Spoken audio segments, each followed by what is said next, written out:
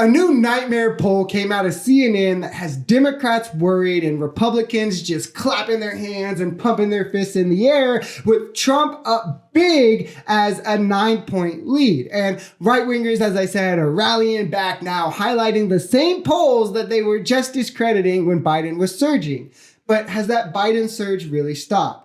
We're going to dive into that and look at the entirety of the polling and how this nightmare polling plays out and what it really means for the campaign. But first, it's important to remember polls are not a perfect indicator of what's going to happen in an election, especially 6 months out or more. Some people won't even vote the same way that they answer in a poll. Whatever you want to say, polls are not perfect, right? However, they can be used to get a good snapshot of any given period of time, how a distinct group of people are feeling, and that may or may not be useful information, especially when it comes to campaign strategy and you're talking about what to or not to target. To start off by showing the average of all polls that kind of combat the narratives that are going around, Trump is up, but he's up by 0.6, so it's pretty much even. 0.6 is not significant, especially in polls where they have a margin of error that is a couple points, not just 0.6. And it's not at all a landslide either way, especially how right-wingers will pretend when they say, go look at the polls, it's all landslides, with Kennedy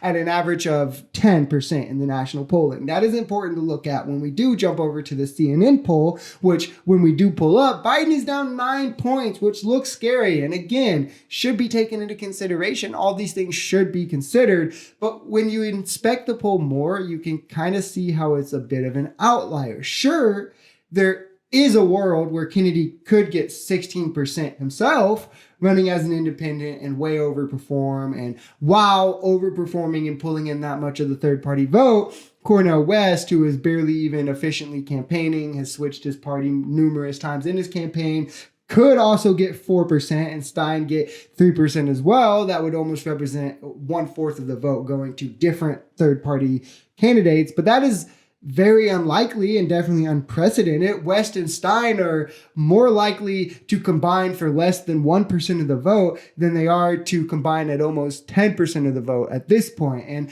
I say that as someone whose views line up way more with Stein and West than with Biden. But first and foremost, it's about who can beat Trump. And you have to remember that. And as we saw in the average of all polls as well, Kennedy getting 16% would be him outperforming his own expectations by 60%. If you look at this YouGov poll that has Trump and Biden tied, you see Kennedy with a much more modest 3% and West and Stein at 0%. This is much more aligned with how third parties candidates usually get in terms of percents of the voting. If we look at more recent polling, we see increasingly more polls coming out with Biden up 1, 2 points, even multiple points. And in all of these polls, Kennedy is represented much more by a percent that is closer to the national average. And actually, if you dive into a lot of the polls where Trump has a lead, you see that these third-party candidates are being overrepresented in all of these polls, which again, it is something that can happen, but it's not necessarily likely. This only points all the more to the reasoning why Trump and Republicans are trying so hard to portray Kennedy as a Democrat in the way that they have been.